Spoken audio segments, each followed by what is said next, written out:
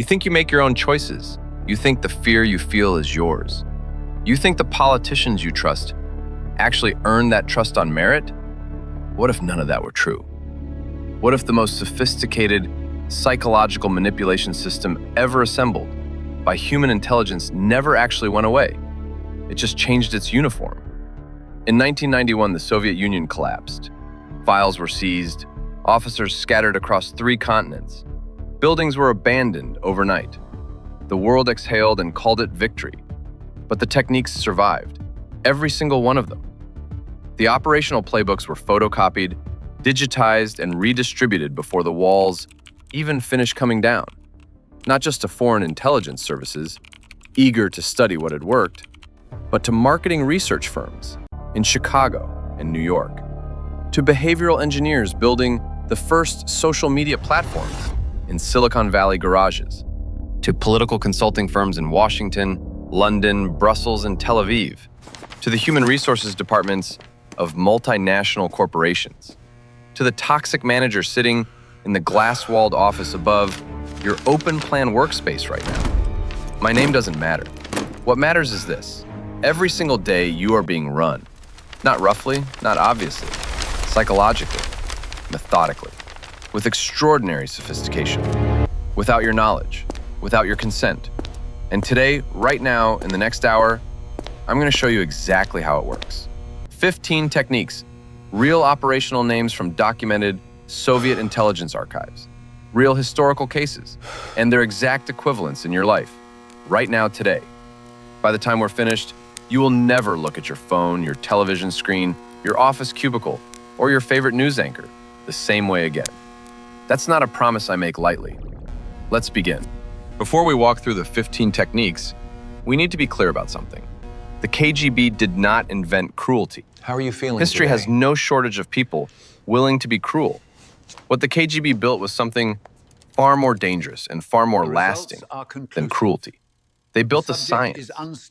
Beginning in the 1940s and accelerating rapidly through the 50s and 60s, Soviet intelligence established what was essentially the most comprehensive psychological research program ever operated by a state apparatus. The subjects of this research were not consenting volunteers.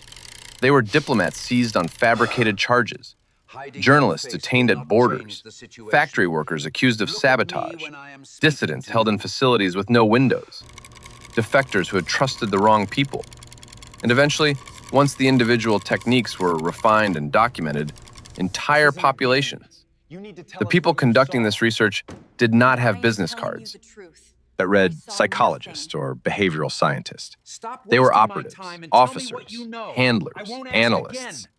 But the documents they produced, the internal training manuals, the after-action reports, the case study compilations, these were rigorous scientific documents, methodical, evidence-based, built on decades of applied observation.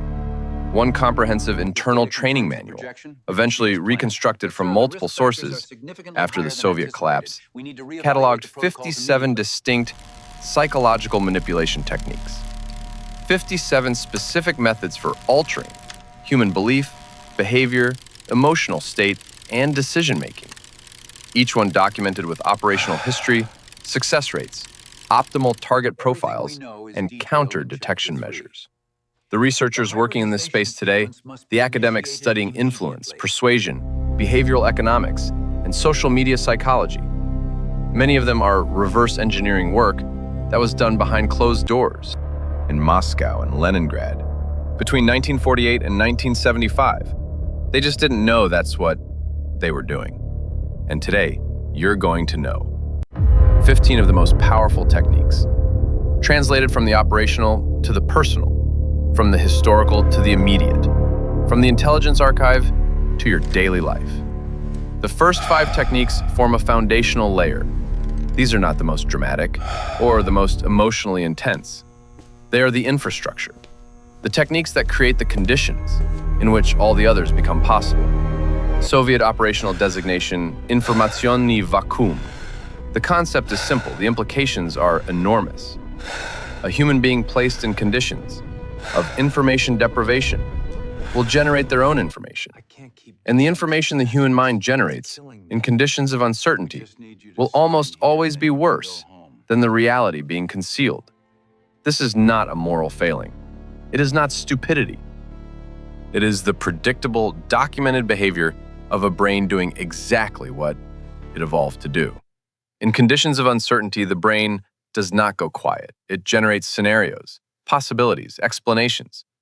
Because in the evolutionary context where this capacity developed, the downside of being wrong about a potential threat was death. So the brain evolved to err toward the worst-case interpretation, to assume the rustle in the grass is a predator, not wind. The KGB systematized this feature of human cognition into an operational technique. Here's how it worked in practice. The target was a mid-level telecommunications official in a Warsaw-packed country. A man in his early 40s, married, 2 teenage children, a comfortable apartment by the standards of the time. A position he had held for 11 years. An intelligence officer was assigned to him. Not to interrogate him, not to threaten him, simply to begin adjusting his information environment. It started with small things. A weekly briefing meeting that the target had always attended from which he was quietly omitted. A memo circulated to his colleagues that somehow didn't reach his desk. 2 fellow department members who, when he passed them in the corridor, would finish their conversation quickly and nod rather than engage. Nothing accusatory, nothing dramatic, just gaps. The man's mind, doing precisely what it was built to do, began filling those gaps immediately. Was there an investigation? Had someone reported him for something? Had a performance review gone badly? Did someone know about the argument with his wife that had somehow become public?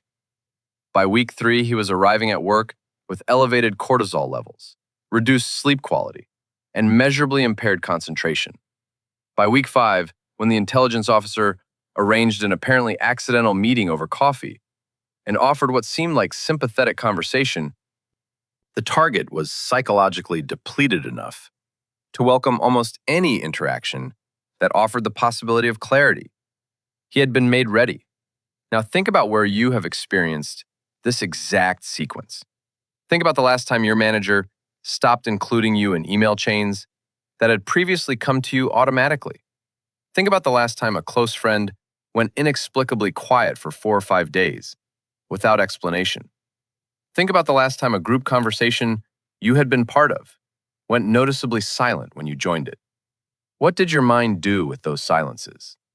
And now think about your phone. Every push notification that announces something has happened, but requires you to open the application to discover what. That is an engineered information vacuum. The platform withholds the specific information it knows you want.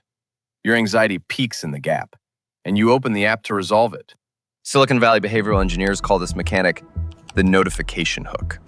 The underlying architecture, the deliberate creation of an information gap in order to drive compulsive behavior to fill it, is informazioni vacuum.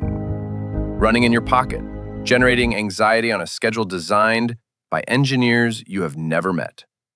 The technique is not metaphorically similar to the KGB application. It is structurally identical. Full designation in operational doctrine, motywacyjne isledowanie celowego agenta. Motivational analysis of the target agent. In the simplified form used in field training, it became an acronym. Money, ideology, coercion, ego. 4 letters, 4 doors. And the foundational claim of the framework is this: every human being who has ever committed betrayal, collaboration, espionage, or any significant act against their own interests and stated values was motivated by one or more of these 4 things. Not some of them, all of them. The framework emerged from the systematic analysis of hundreds of recruitment operations conducted between 1945 and 1989. 44 years of documented cases across every country the Soviet intelligence apparatus operated in every cultural context, with every variety of target, and the conclusion held without exception. The money door is straightforward: financial pressure, debt, ambition unsatisfied by legitimate means, the desire for a lifestyle that outpaces legitimate income. The ideology door is subtler: a genuine belief that the cause the handler represents is right, that the information being passed serves justice, that the conventional loyalties being violated are themselves corrupt. The coercion door is what most people imagine when they think of espionage, blackmail, compromising material, the threat of exposure, sometimes physical threat to the target or their family. The ego door is the most underestimated and arguably the most commonly exploited. The need to be special, to be recognized as extraordinary, to be trusted with things ordinary people are not trusted with, to have a handler look you in the eye and say you are different from the people around you. You see things they cannot see. You matter in ways they never will. A trained field officer's first assignment upon receiving a new target profile was identification of the open door, not the construction of the approach, the identification of the entry point. The approach was secondary, the door was primary. Everything else followed from knowing which door was open.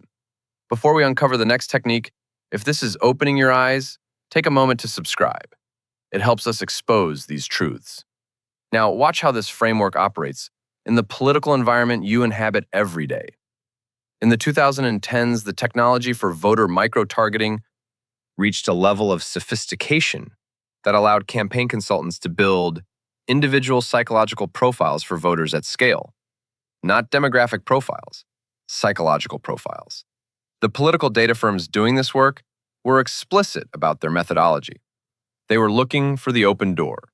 Voters experiencing acute financial anxiety received messaging architectured around economic threat and economic rescue.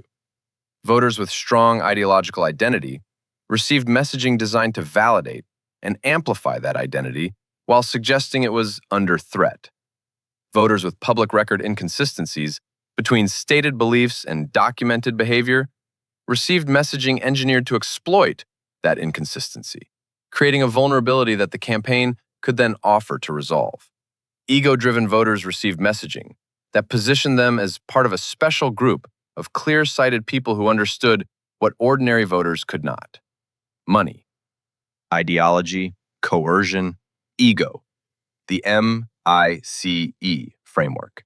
Running inside your voting booth, placed there by people who studied the same documentation that field officers were reading in Moscow 4 decades earlier.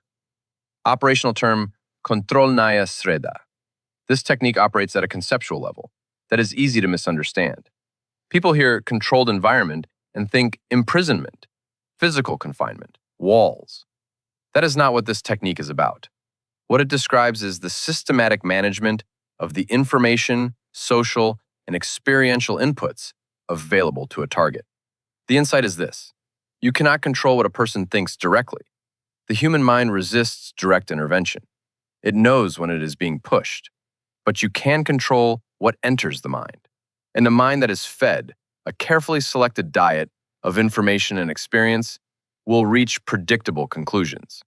Not because those conclusions are inevitable, because they are the only reasonable conclusions available given the information provided. A senior intelligence case officer who was later debriefed after defecting to the West in the late 1970s described the technique this way.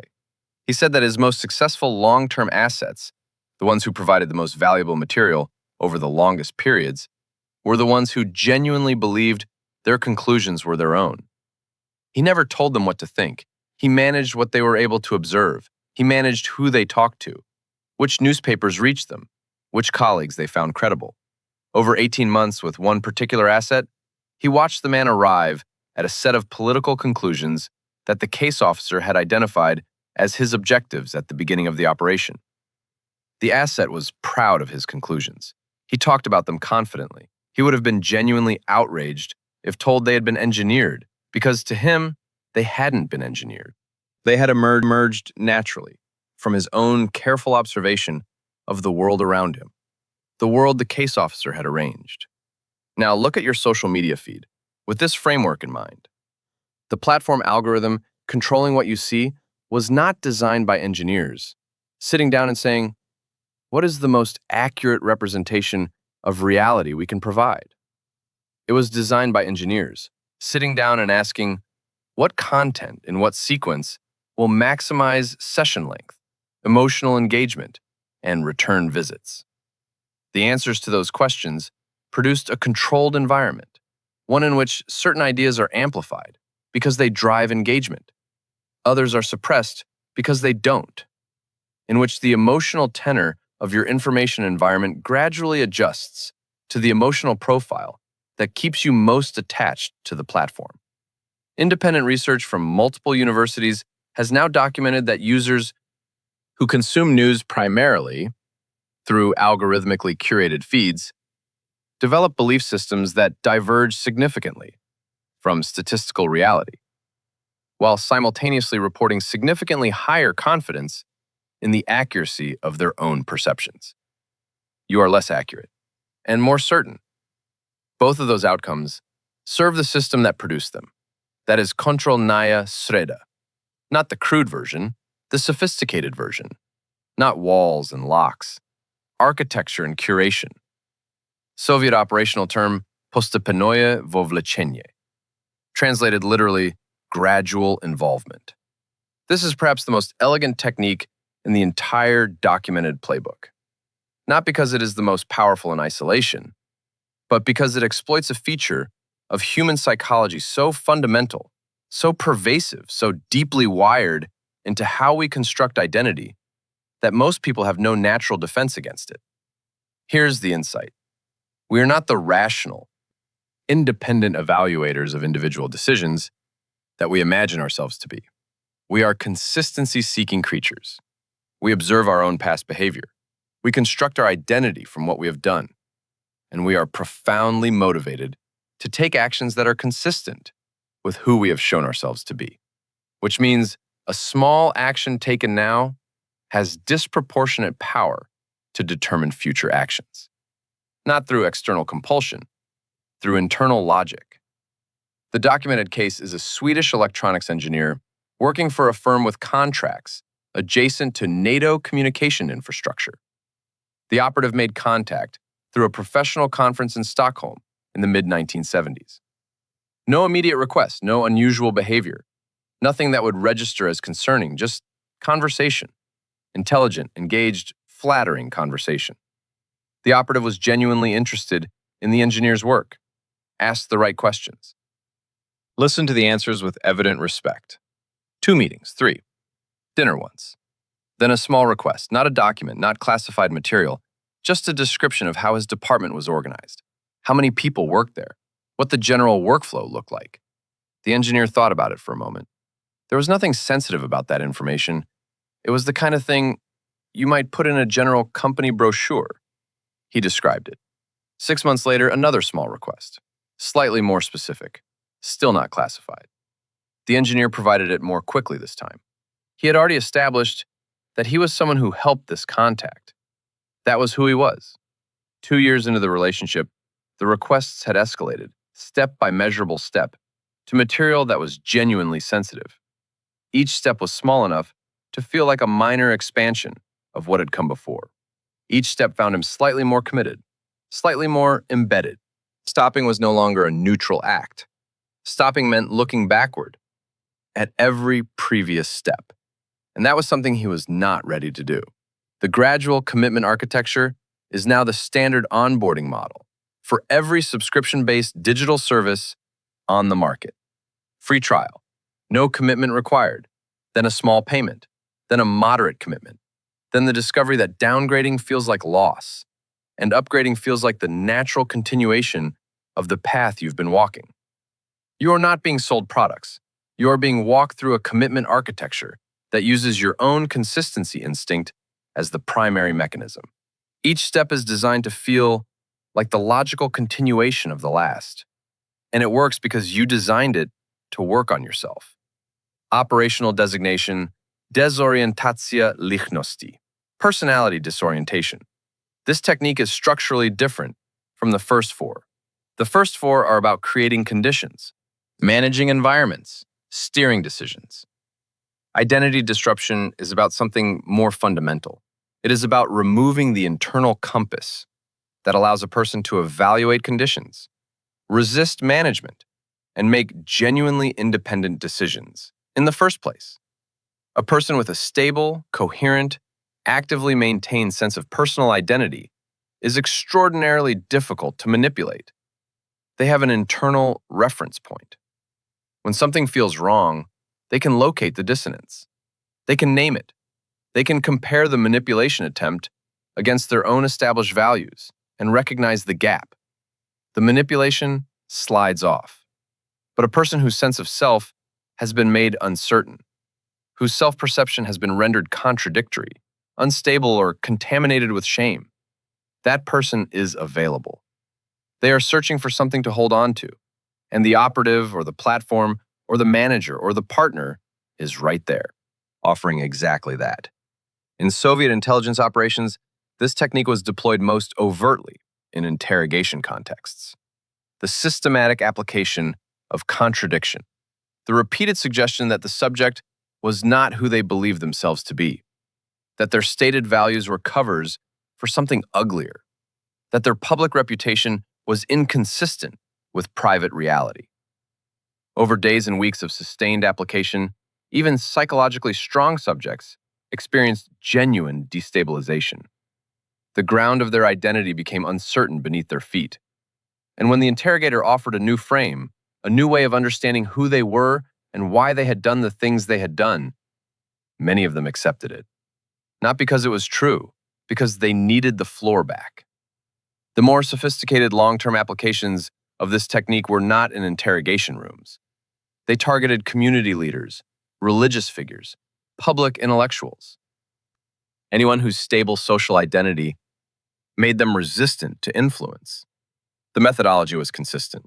First, introduce the target to social environments where their identity markers are subtly devalued. Second, surface contradictions between their stated values and documentable behaviors. Real contradictions where they exist, manufactured ones where they don't. Third, allow time.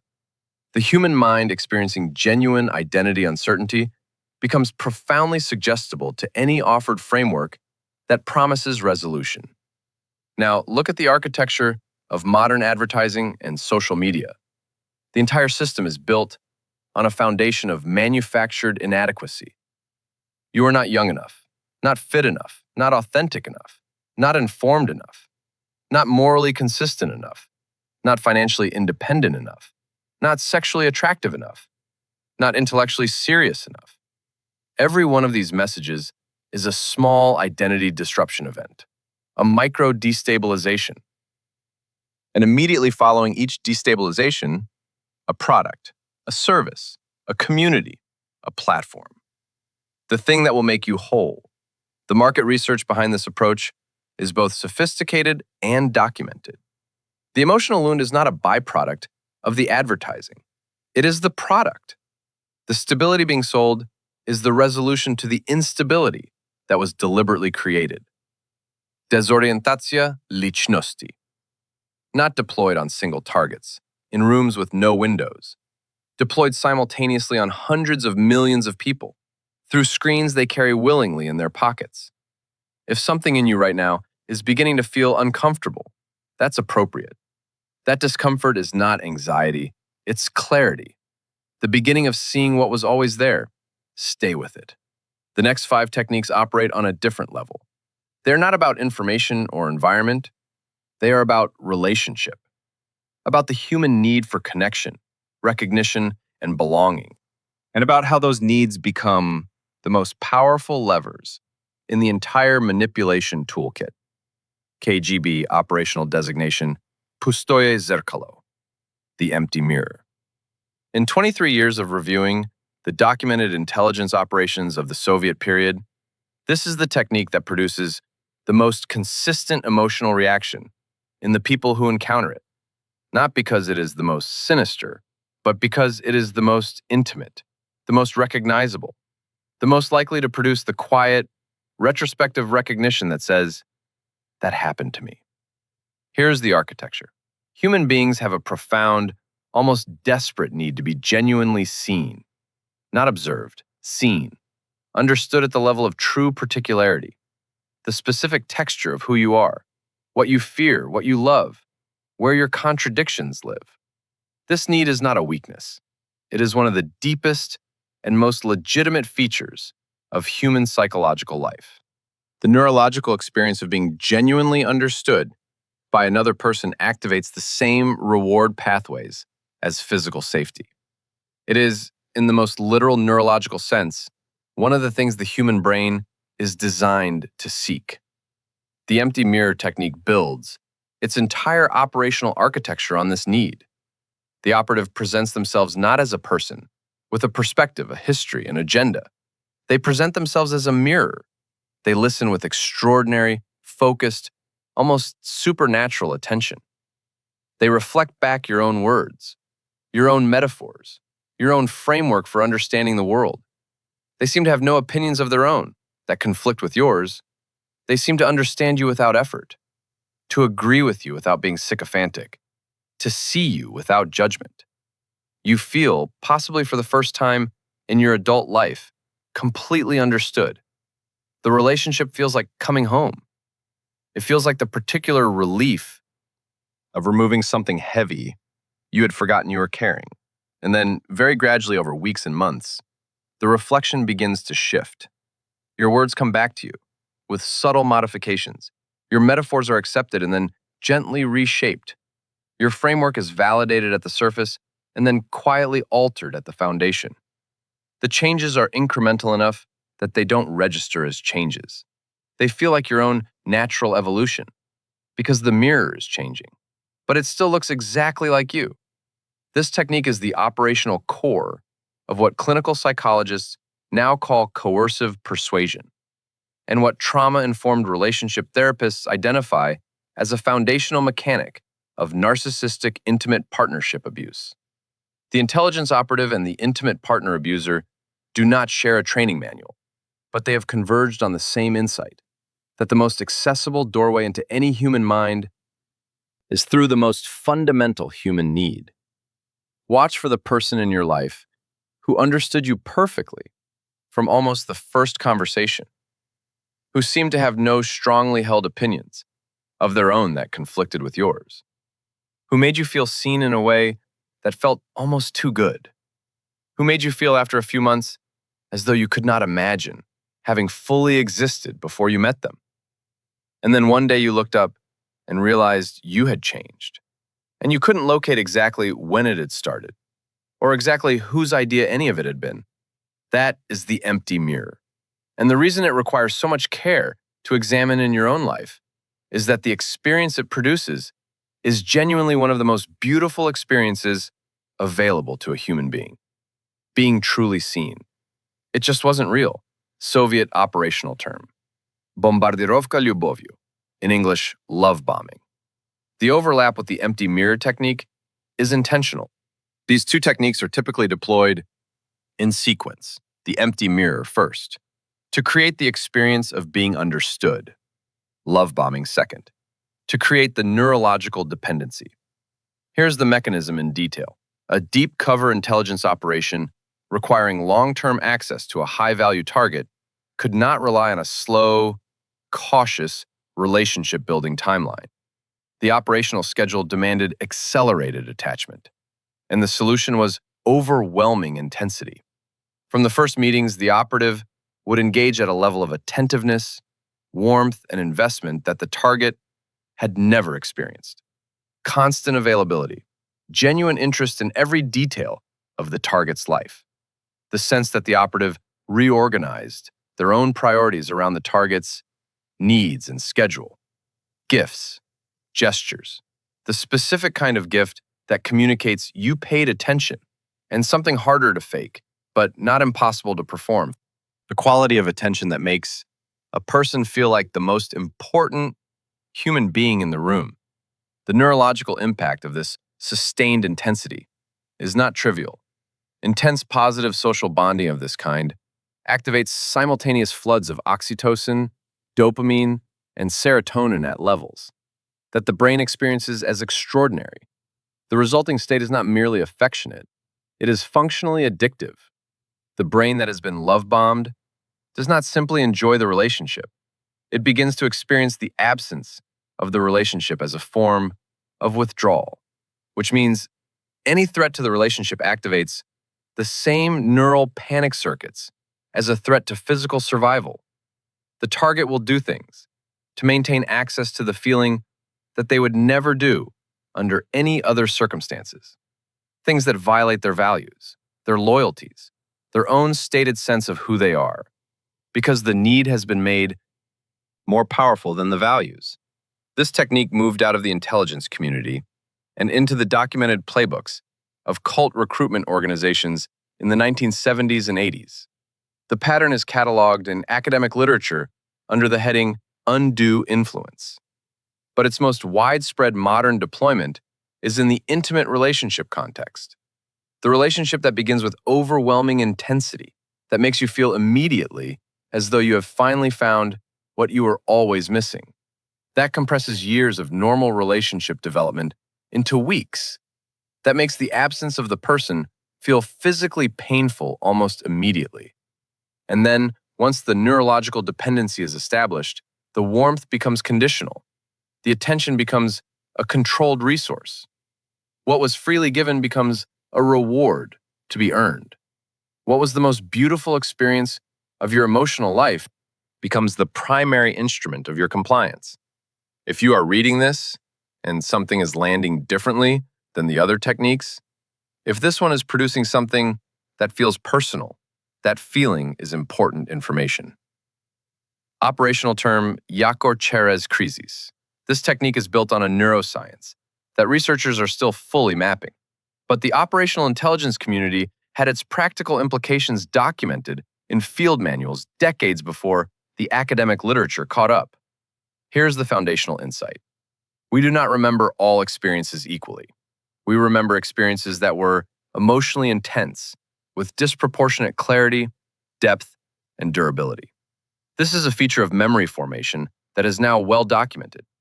During high emotional arousal, the brain's memory consolidation systems operate at elevated capacity.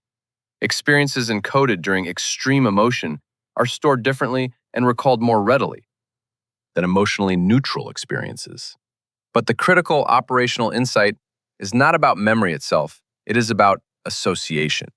The ideas, people, beliefs, and relationships that are present during a high-intensity emotional experience become associated with the emotional weight of that experience permanently, at a level that bypasses rational reevaluation, which means if an operative can be present during a genuine crisis in a target's life, and if the operative provides comfort, guidance, presence, and the sense that they made the crisis survivable, the target will associate the operative with safety at a neurological depth that no amount of rational argument can reach. This is not the affection of gratitude. It is something more structural than affection. It is the instinct-level bond that forms between a drowning person and the hand that pulled them out. Soviet intelligence operatives were trained to identify and position for this moment, to be present at divorces, at moments of professional crisis, at health emergencies, at the death of a parent, not to manufacture the crisis where possible, though that too was documented, but to ensure that when the crisis arrived naturally, the operative was the steadying presence, the one who stayed. Now watch how political figures deploy this technique at scale. The deliberate cultivation of crisis presence is one of the most consistent patterns in modern political communication strategy. Not the offer of solutions during the planning and prevention phase, not the quiet work that might prevent the disaster from happening. The visible, photographed, emotionally resonant appearance after the fire, after the flood, after the shooting, after the collapse, the arms around the grieving, the voice breaking just slightly, the presence that communicates, "I was here when it mattered." The strategy is not always cynical in its origin. Some political figures feel genuine emotion in these moments. But the deliberate engineering of the image, the careful coordination of presence, timing, camera angles, and emotional cues, that is crisis anchoring, running at the scale of a national election. Purchasing loyalty at the moment when loyalty is most neurologically available. KGB training documentation, selektivnoye podkreplenie, selective reinforcement. This technique has roots that predate the Soviet intelligence program by several decades. The foundational research it exploits was conducted in American academic laboratories. The operational application, however, was Soviet. In the 1950s, behavioral psychologist B.F. Skinner documented what became known as variable ratio reinforcement schedules. The core finding was counterintuitive. The most powerful behavioral conditioning does not come from consistent reward. It comes from unpredictable reward. A rat that receives a food pellet every single time it presses a lever will press the lever efficiently. It presses, gets food, moves on. Presses again when hungry. The behavior is controlled but not compulsive. But a rat that receives food only sometimes, randomly, unpredictably, with no discernible pattern, that rat presses the lever obsessively, compulsively, at a rate that has no relationship to hunger or rational need, because stopping means potentially missing the next reward. And the uncertainty of the schedule makes the reward feel more valuable than certainty ever could. Soviet psychological warfare specialists were reading Skinner within years of his publications. They recognized immediately the operational implications. An intelligence asset managed with consistent warmth, consistent validation, and consistent positive reinforcement would develop a comfortable, secure relationship with their handler, which sounds good, but comfort and security, in the operational context, produce a specific problem. A comfortable asset becomes harder to manage, less motivated to perform, more willing to ask inconvenient questions, less available for the kind of total compliance the operation required. The solution was the removal of consistency. Handlers were trained to deliver warmth, validation, and positive engagement on variable schedules, sometimes warm and affirming, sometimes cold and formally distant. The shift was subtle enough that the asset couldn't identify a pattern, couldn't locate a cause, could only notice that some interactions produced the warmth they had come to need, and others did not. And the compulsion to produce the conditions for warmth, the desperate constant orientation toward what the handler needed in order to give approval, made the asset extraordinarily manageable. Now look at the user experience design of every major social media platform. The variable reward schedule is the explicit, documented, publicly acknowledged design principle behind the notification system. Your post gets significant engagement reward. Your next post gets minimal engagement uncertainty. The one after that, more reward, but different in kind. The schedule is algorithmically managed to maintain the engagement loop, not because the engineers are cruel, because the business model requires compulsive use. And nothing produces compulsive use like variable reinforcement. The behavioral psychologists who design these systems have been explicit in interview after interview about their understanding of and deliberate deployment of Skinnerian reinforcement architecture. They call it engagement optimization. They built it knowing exactly what it would produce, and it produced exactly what they built it to produce. Operational designation, izolacja celi. This is the technique that makes all the others sustainable. The logic is clean. A person who is embedded in a strong, trusting, actively maintained social network is resistant to sustained manipulation. Not because any single member of that network is particularly perceptive, but because a network provides redundancy, multiple reality checks, multiple people who know the person well enough to notice changes, multiple voices offering perspectives that originate outside the controlled relationship, multiple exits. The manipulation may land once, twice, but the social network will eventually catch it. A friend who says, "You seem different lately." A sibling who says, "I don't trust that person." A colleague who says, "That's not the way they're describing it to everyone else." These checks are survivable for the manipulator if they occur once, twice. But if the social network remains intact and active, the sustained manipulation required for deep behavioral change becomes nearly impossible. The solution is isolation. And the most elegant isolation is self-generated. An operative who forces isolation produces a target who knows they have been forced to isolate, knows something is wrong, resists. But an operative who engineers situations that cause the target to choose isolation themselves, that is stable, that is sustainable. The primary mechanism was manufactured conflict, information about trusted friends, carefully distorted, delivered as concern. Your closest colleague is saying things behind your back. I'm telling you because you deserve to know. Your family doesn't really understand the pressures you're under. They love you, but they can't see what you're dealing with. The people in your old social world are judging the direction your life has taken. I see it. I hear it. Only I'm honest enough to tell you. None of these statements needed to be fully fabricated. A real comment taken slightly out of context. A real frustration expressed in a moment of genuine stress, relayed with careful emphasis. Real relationships have friction. Real networks have misunderstandings. The operative's job was not to create these things.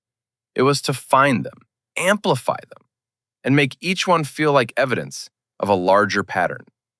The target began withdrawing, not because they were forced to, because they believed they were protecting themselves. By the time the natural network had atrophied, the operative was the only significant relationship remaining, and with that complete operational control. The domestic equivalent of this technique is one of the most consistently documented patterns in the literature on intimate partner abuse. The partner who subtly discourages friendships, who is supportive of your family relationships until they aren't, who plants small seeds of doubt about the reliability of your oldest friends, who makes your non-couple social life subtly inconvenient, subtly guilt-producing, subtly costly, until you realize one day that you can't remember the last time you saw anyone alone. If you are reading this and you are struggling to identify the last time you had a conversation with someone who knew you before your current primary relationship, that is not a coincidence to dismiss. The final 5 techniques operate at a scale beyond the individual. These are the techniques that move societies, that shift elections, that move the needle of collective belief so slowly, so methodically, that the shift is invisible until it has already arrived. Operational term, psychologiczne istoczenie, psychological exhaustion. The mechanics of this technique appear simple on the surface. An exhausted mind cannot think critically. A mind overwhelmed by information volume cannot evaluate individual pieces of information carefully. A human being drowning in contradiction, complexity, and simultaneity will eventually stop trying to process it all and will grab onto the nearest simple explanation, the nearest trusted voice, the nearest certainty that makes the chaos feel survivable. Soviet interrogators understood this from early application. Sleep deprivation, sensory overload, contradictory instructions, the systematic creation of conditions in which critical thinking became metabolically impossible. But the more historically significant application of this technique was not individual. It was collective, and it operated not through direct control, but through deliberate information pollution. Beginning in the 1960s, the active measures programs operating in Western target countries began a systematic and documented campaign to generate information overload in the public sphere. Not by suppressing true information, by flooding the environment with more information than any population could process. Contradictory narratives promoted simultaneously. Real controversies amplified beyond their actual significance. Manufactured controversies introduced alongside real ones. The simultaneous promotion of dozens of competing explanations for any single significant event. The goal was not to make people believe any specific false thing. That was too hard, too easily disproven. The goal was to make people stop believing anything could be known with confidence, to produce a population so exhausted by the volume and complexity of the information environment, so burned by the experience of having believed things that later turned out to be wrong, so overwhelmed by the constant revision of what was supposed to be true, that they would retreat into tribalism, into emotion as a substitute for analysis, into the simple narratives offered by the authority figures they already trusted, into the comfort of not trying to evaluate anymore. Former Soviet active measures officer and later defector Yuri Bezmenov described this process in documented interviews in the 1980s. He called it demoralization. And he said that the goal was not a population that believed the enemy. The goal was a population that had lost the capacity to believe anything with confidence. A population, as he put it, that could be shown incontrovertible evidence of a fact and still be unable to reach a sound conclusion about it. Now pull up any major news aggregation website. Count the number of simultaneously active crises. Count the contradictions between stories published by the same outlet within 72 hours of each other. Count the breaking news alerts. Count the corrections. Count the times in the last month you have read something you were certain was true and then read something else that seemed equally credible and completely contradicted it. The cognitive toll of that experience is not a side effect, it is the product. An exhausted audience is a dependent audience. A dependent audience keeps coming back for the next piece of information that might finally resolve the chaos. They are always disappointed, they always return. Soviet designation, искусственное согласие, artificial consensus. This technique attacks something so fundamental to how we make decisions as social beings that most people have never identified it as a vulnerability. Here's the foundational insight.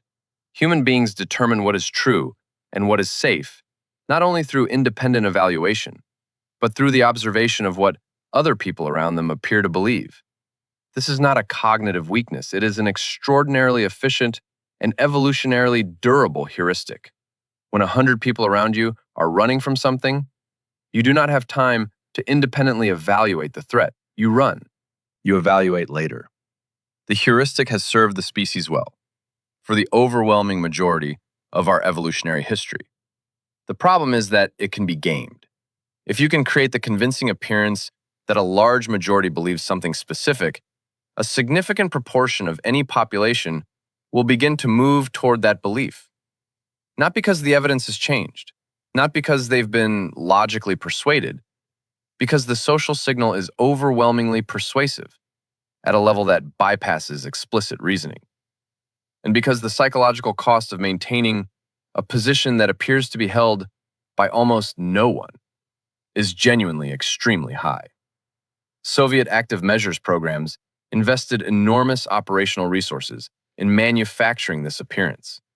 Coordinated letter-writing campaigns to newspapers in target countries, fake polling organizations producing fabricated survey data, demonstrations organized to appear to represent much larger constituencies than they actually did, strategic placement of graffiti, pamphlets, and public statements designed to create the impression that fringe positions were already mainstream.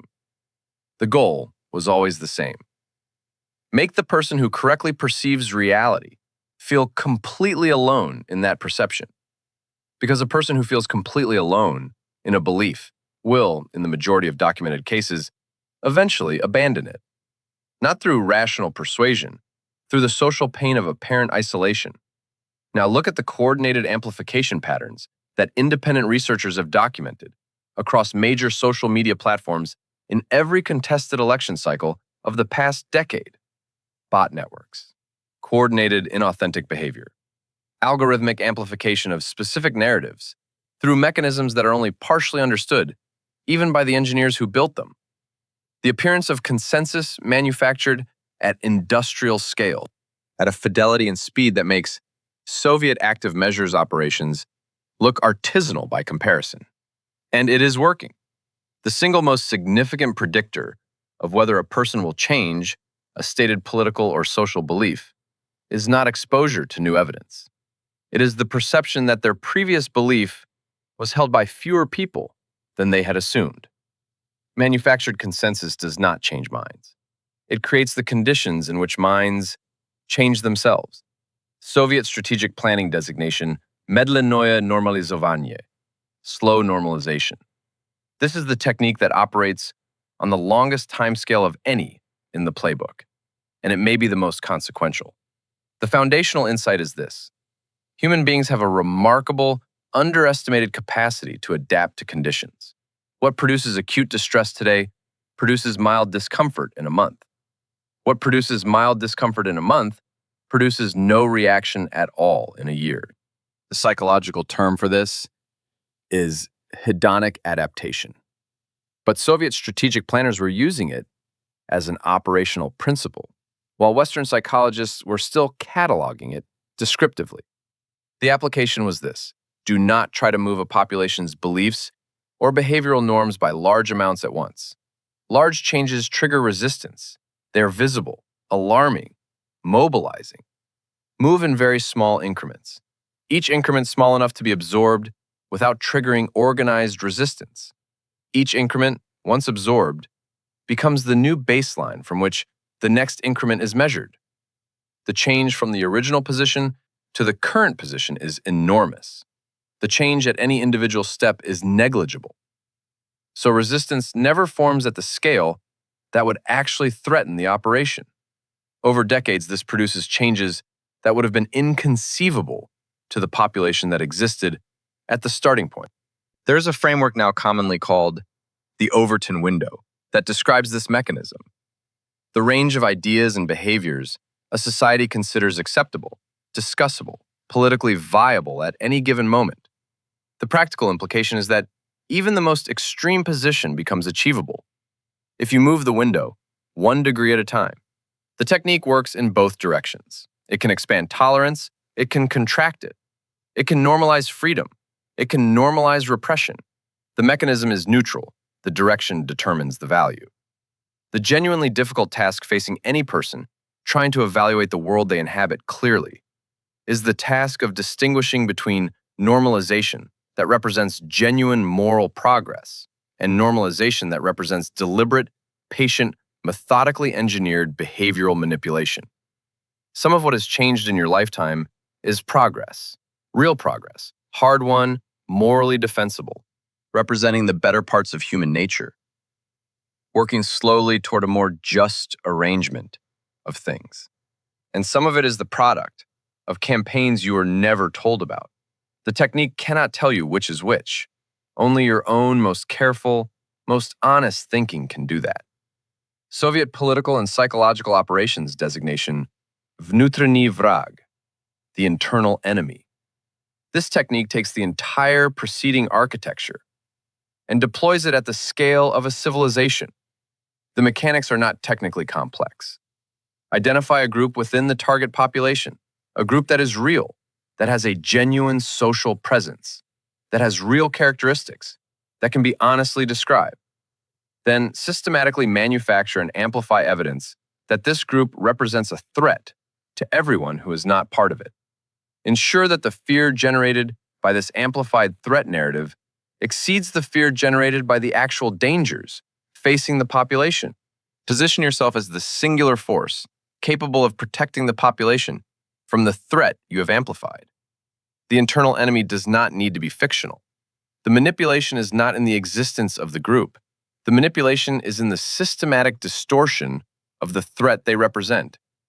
The exaggeration, the relentless amplification of every piece of evidence that confirms the danger, and the equally relentless suppression of every piece of evidence that complicates the narrative.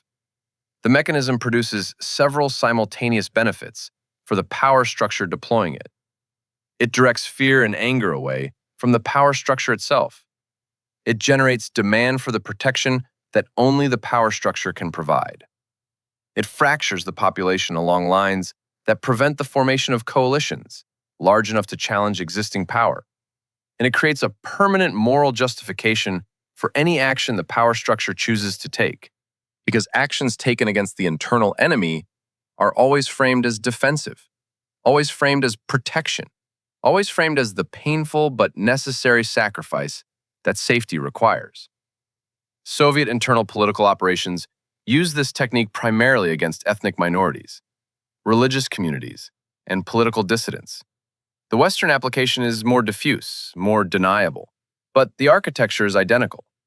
When you find yourself experiencing genuine, visceral fear of an entire category of fellow human beings, when that fear is growing over time rather than diminishing, when the primary source of your information about the threatening group is the same source that has an interest in your continued fear. When you notice that the fear seems to make you more dependent on the entities claiming to protect you, rather than more capable of protecting yourself. Pause. Ask who benefits from the exact fear you are experiencing right now. Follow the money. Follow the power. The answer is usually not complicated.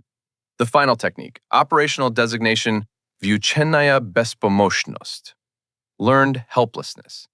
And this one is the most personal, the most intimate, the destination that all the previous 14 techniques are pointing toward. The research that gave this phenomenon its name was conducted by American psychologist Martin Seligman in 1967. The experimental context was clinical. Laboratory animals subjected to unavoidable negative stimuli.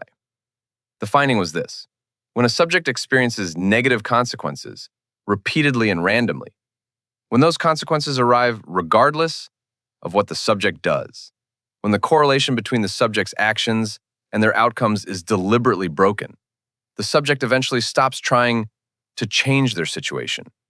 Not because changing is impossible, because the experience of not being able to change has been so complete, so consistent, so total, that the capacity to perceive themselves as capable of change has been extinguished.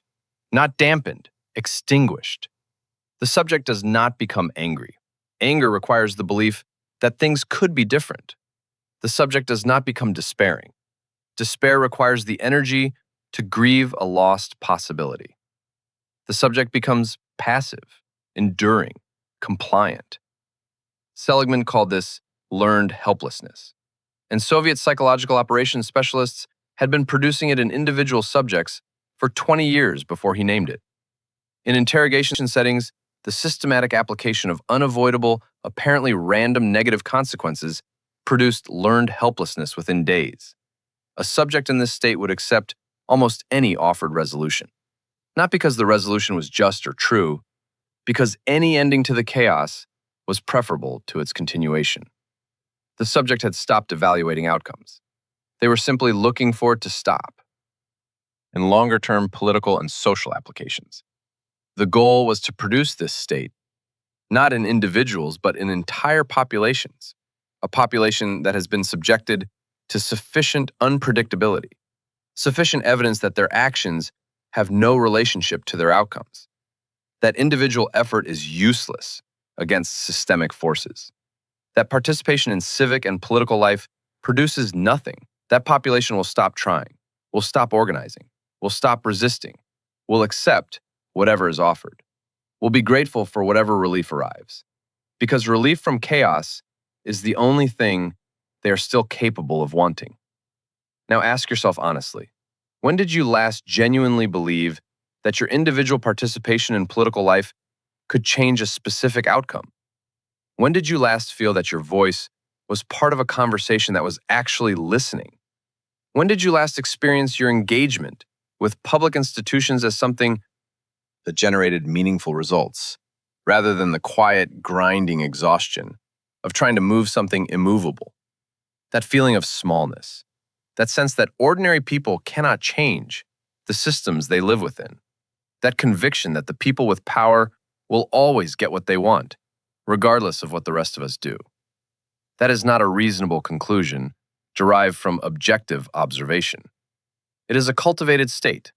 It has been deliberately, patiently, methodically cultivated in you.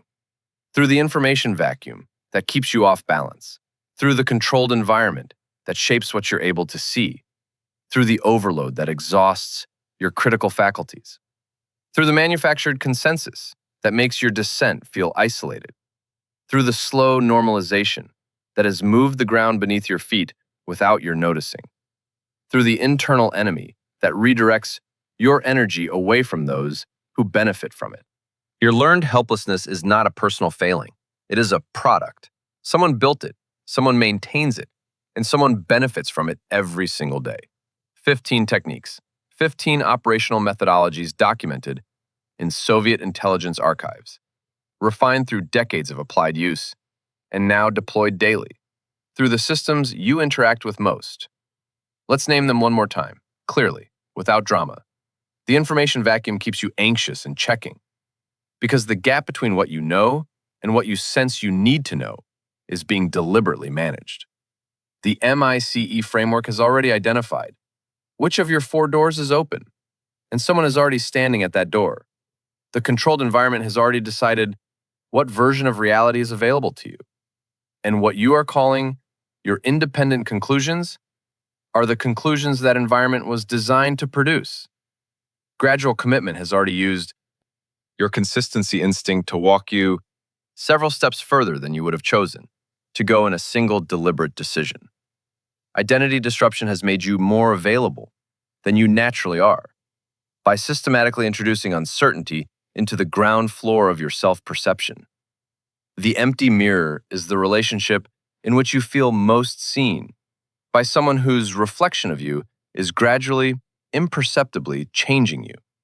Love bombing is the neurological dependency you may have that began as the most beautiful thing you had ever felt. Crisis anchoring bonded you to someone or something during the moment when you were most neurologically available for bonding.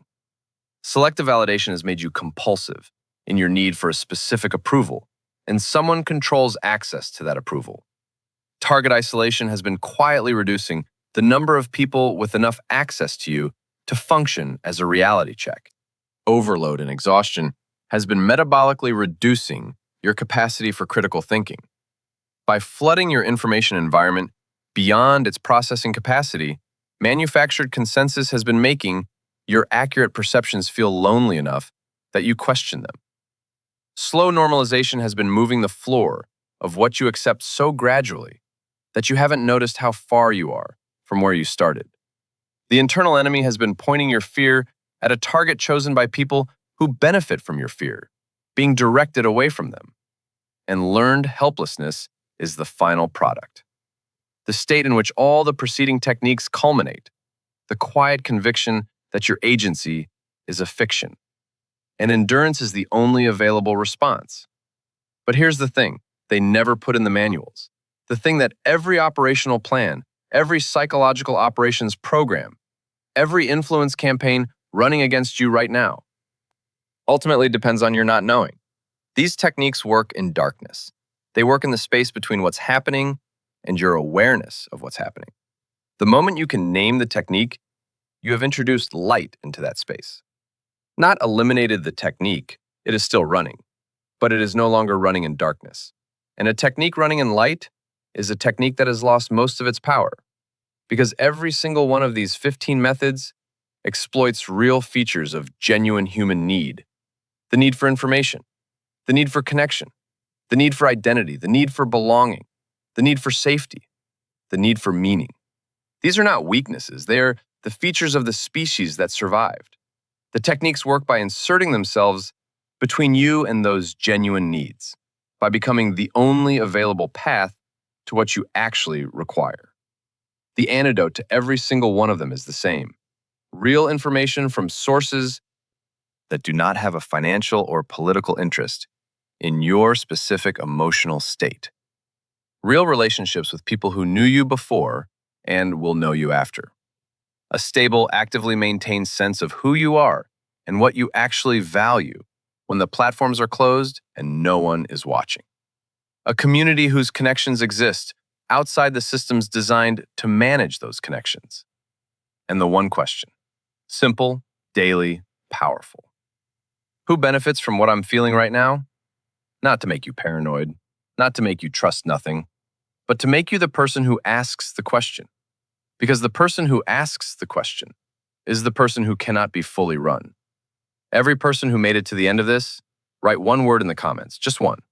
The word that describes what you felt while you were listening. And tell us where you're from. Because this story isn't just history. It isn't just something that happened to other people in other countries in another century. It's running in your city, in your house, on the device in your hand right now. And now you know its name.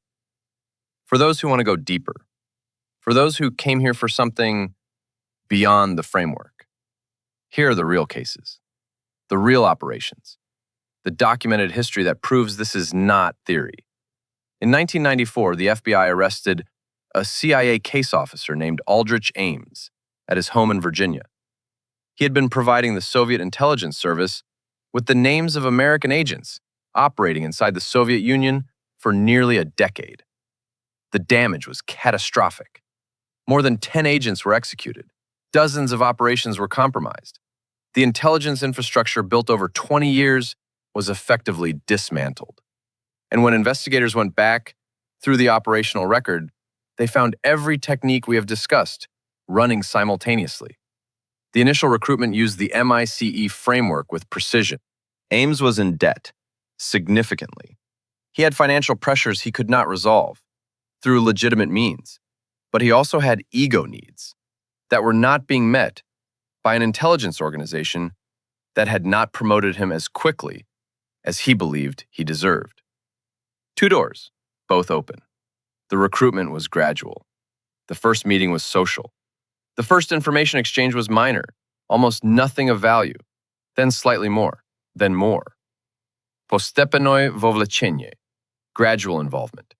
By the time Ames was providing the names of sources, he had taken so many prior steps that each new one felt like the natural continuation of the previous.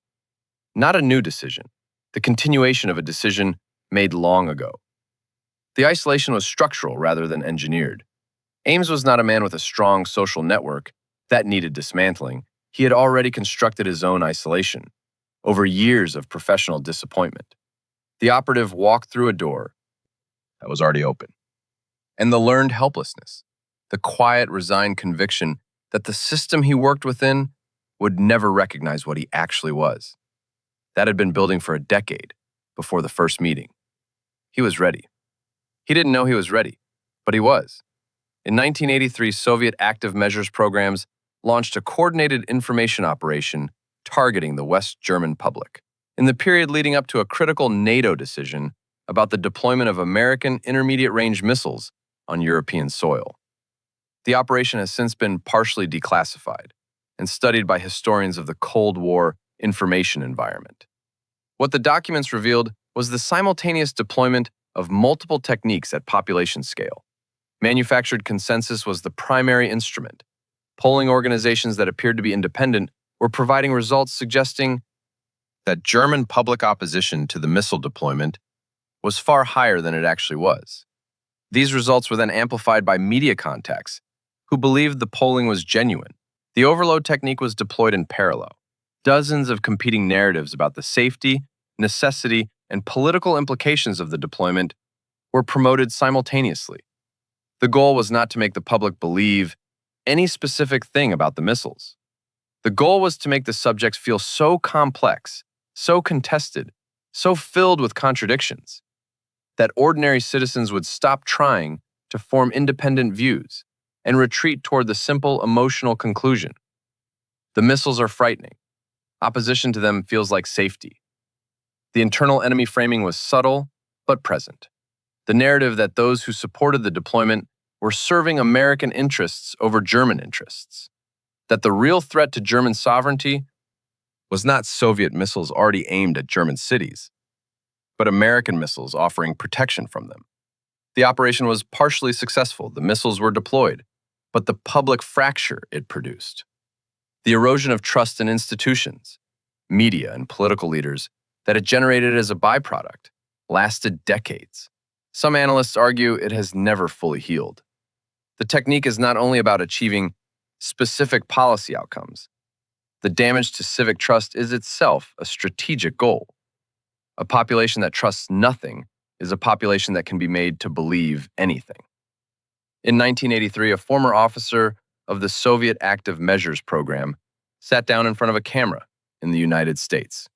His name was Yuri Bezmenov. He had defected more than a decade earlier. He had spent his career implementing the techniques we have discussed, not as a field operative running individual agents, but as an information warfare specialist, whose job was to shift the beliefs, values, and psychological foundations of entire societies. In the interview, which lasted several hours and has since been distributed widely, Bezmenov described what he called the 4 stages of ideological subversion. The first stage he called demoralization. This was the long game, the 15 to 20-year campaign. The goal was not to make the target population believe specific things. The goal was to make them unable to evaluate information accurately, to produce a generation that, as he put it, would be unable to come to sane conclusions in the interest of defending themselves, their families, their community, and their country.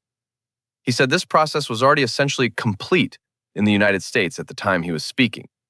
And then he said something that has been quoted many times in the decades since.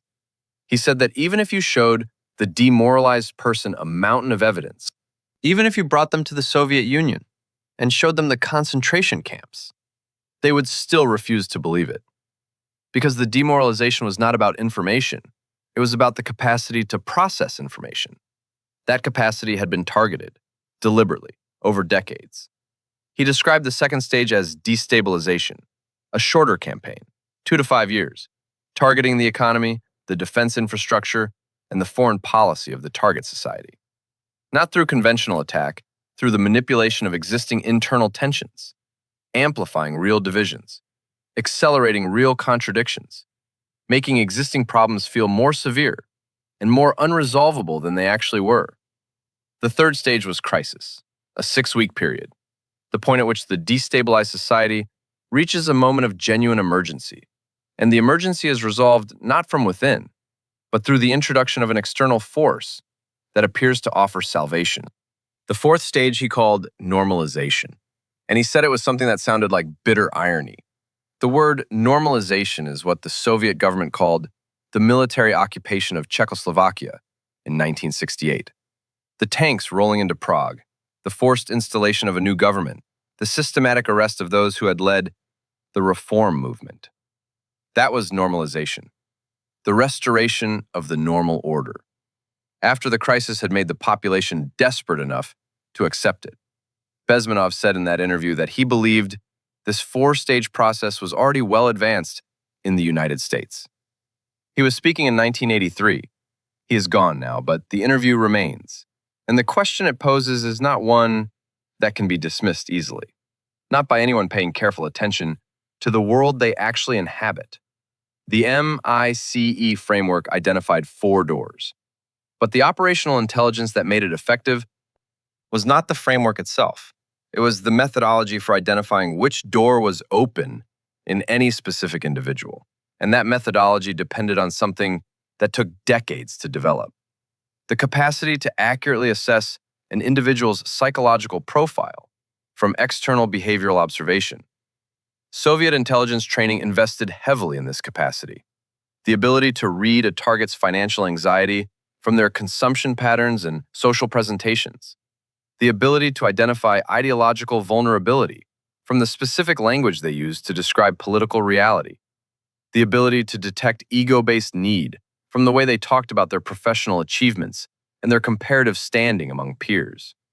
The ability to identify coercion opportunities from behavioral inconsistencies. This was skilled, labor-intensive assessment work, performed by trained human analysts on individual subjects. Now consider what a major social media platform knows about you. Your platform has data on every piece of content you have engaged with, in what sequence, for how long, at what time of day, under what apparent emotional conditions. It has data on every purchase signal you have ever generated while using its services. It has data on the specific emotional tone of the content you consume during identifiable stress periods. It has data on the political and social positions you have expressed and how those positions have shifted over time. It has data on your social network's characteristics, including who in your network is influential over your behavior. A reasonably sophisticated analyst working with this data could generate a psychological profile so precise, so accurate in its identification of vulnerability, need, and openness to specific influences, that the MICE framework assessment that once required weeks of skilled human observation could be produced in seconds, automatically, at scale, for every user on the platform. This is not hypothetical. This is documented in the academic literature on platform data practices. And the people using this profile information to construct messaging targeted at your specific psychological openings are not intelligence officers working for foreign governments. They are political campaigns, product advertisers, media organizations, and occasionally, yes, foreign governments as well. The difference between the 1960s Soviet active measures program and the current information environment is not a difference in technique. It is a difference in scale, speed, and precision. The old system was a craftsman's operation. The new one is an industrial process. And you are in it right now. You have spent time with 15 techniques today. You have heard the names, the history, the modern applications. And perhaps you are sitting now with a specific feeling. A mix of things, some of it analytical. The satisfaction of a framework that makes something visible that was previously only felt, some of it uncomfortable. The specific discomfort of recognizing patterns in relationships or environments you are still in. Some of it something harder to name. The feeling that comes when you realize that a system has been working on you and that you had not consented to its operation. That feeling is appropriate. It is also the beginning of something, not paranoia, not the exhausting conviction that everything is manipulation and no authentic connection or genuine information exists. That conclusion serves the same interests as the learned helplessness it resembles. Something different, the beginning of a specific, practical, daily practice of asking the right question. Who benefits from what I'm feeling right now? Not to answer with certainty every time, but to develop the habit of asking, the habit of pausing between the stimulus and the response, between the information and the conclusion, between the fear and the action. In that pause, in that small, deliberate, daily practice of not moving automatically from feeling to behavior, is where the techniques lose most of their power. Because none of them work on someone who is watching. None of them work on someone who sees. You're watching now. You see. Every person who made it to the end of this, write one word in the comments. Just one word. The word that describes what you feel. And tell us where you're from, because you are not alone in this. And wherever you are watching from right now, someone else, in a city you've never been to, is sitting with the same word.